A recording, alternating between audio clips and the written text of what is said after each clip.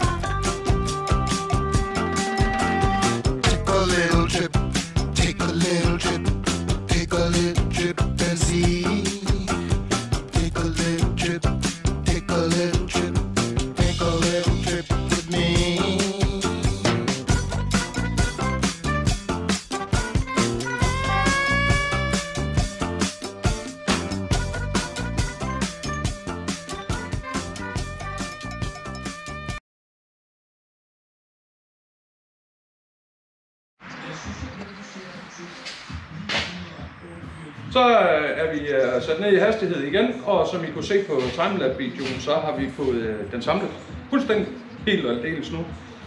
Der er kommet vand på, der er kommet olie på, der er kontrolleret, om der sidder oliefilter i, og der er kommet lidt dansk luft i hjulene, og det er bare... Og den har også været startet op. Og kunne du lige filme lige 360 lige rundt om, sådan helt stille og roligt. Lige hive noget gang ind imens foran der.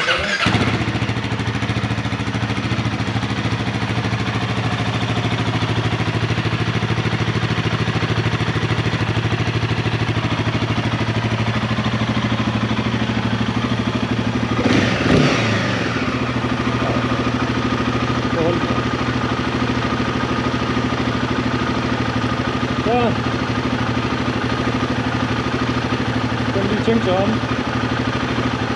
Så kører vi fuld navigation også. Det er fandme nemt og fedt, det der. Den her, den har den nette sum af 71.000 med en plade på røven, når de kommer hjem. Den her, den er vi taget hjem for, at du kan køre på den, du kan se den, du kan røre den, du kan stille alle spørgsmålene. Den er taget hjem til fuld demonstration, så hvis du kunne tænke dig at komme ud og køre en tur på den nye 452'er, så book via motorcykelgaragen.dk, og som afslutningsvis lige tryk på klokken og på subscribe og på like-knappen hernede i bunden hernede under.